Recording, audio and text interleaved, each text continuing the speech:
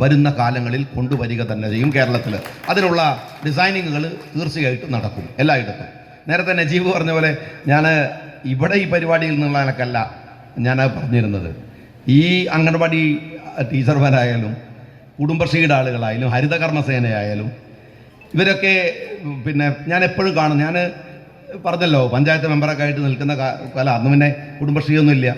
പിന്നീട് ഈ കുടുംബശ്രീയൊക്കെ വന്നപ്പോൾ ഞാൻ അധികം കാണുന്നതെന്ന് വെച്ചാൽ എല്ലാ മന്ത്രിമാർ വരുമ്പോഴും ഈ സാധുക്കളെ നിർബന്ധപൂർവ്വം പഞ്ചായത്തുകാർ വിളിച്ചു വരുന്നു.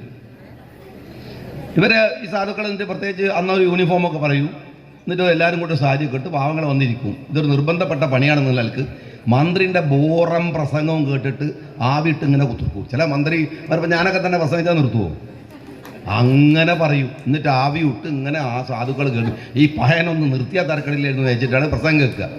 മന്ത്രിമാരൊക്കെ മനസ്സിലിങ്ങനെ ശപിക്കുന്നുണ്ടാവും. എന്തിനാ ആളുകളെ വിളിച്ചിരുത്തി ശാപം കേൾക്കേണ്ട വല്ല കാര്യമുണ്ടോ? അതുകൊണ്ട് ഞാൻ എല്ലാവരോടും പറഞ്ഞിട്ടുണ്ട്. ഇതാ പഞ്ചായത്ത് പ്രസിഡന്റുമാർ ബാക്കിലുണ്ട്, മുനിസിപ്പൽ ചെയർപേഴ്സണൊക്കെ ഉണ്ട്, ബ്ലോക്ക് പ്രസിഡന്റ് ഉണ്ട്.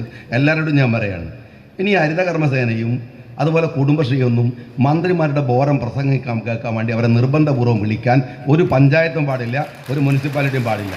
താല്പര്യമുള്ളവർ വന്നാൽ മതി. ആളെ കൂട്ടാൻ നിങ്ങൾ വേറെ വല്ല പണി കൊടുക്കുക. മന്ത്രിമാരുടെ പ്രസംഗം നല്ല പരിപാടിയാണെങ്കിൽ ആളുകളൊന്നും വന്ന് കേട്ടോട്ടെ എന്ന്. ഇതിങ്ങനെ ആളെ നിർബന്ധിച്ചിരുത്തിയിട്ട് ഈ പ്രസംഗം കേൾപ്പിക്കേണ്ട ഒരു കാര്യമില്ല. അതുകൊണ്ടാണ് ഞാനെന്ന് പറഞ്ഞത്. എല്ലാവർക്കും ഒരു എളുപ്പത്തിന് നിന്ന് കൊടുക്കാനുള്ളതല്ല നമ്മളുടെ ഒരു പദവി എന്ന് പറയുന്നത്. ഞാൻ നിങ്ങളോട് സീരിയസ് ആയിട്ട് പറയുകയാണ്. എന്നിട്ടിങ്ങനെ ഈ ലാഗ് ചെയ്ത് കുറേ കാര്യങ്ങൾ പറഞ്ഞ് ആളുകളെ ഇടങ്ങറാക്കണം. ഇത്തരം പണിക്ക് എന്നിട്ട് പറയും ഭയങ്കരമാണ്, സ്ത്രീകളിങ്ങനെ സമുദ്ധരിച്ച് വന്നുകൊണ്ടിരിക്കുകയാണ്. ഈ പ്രസംഗം കേട്ടില്ല? ഞാൻ അറിയാൻ ചോദിക്കുകയാണ്, വെറുതെ ചുമ്മാ പറയുകയാണ്. അപ്പം ഒരു കാര്യമല്ല. ഇങ്ങനെ കുറേ എന്താണ് പറയുക, ഈ ജാടകളുടെയും ഇങ്ങനെ കുറേ മലയാളിത്തത്തിൻ്റെ കുറേ വിടുവായത്തത്തിൻ്റെ ഒക്കെ ഭാഗമായിട്ടുള്ള കുറേ രീതികൾ നമുക്കിടയിലുണ്ട്. ഇത് മാറ്റിയെടുത്തേ മതിയാവും.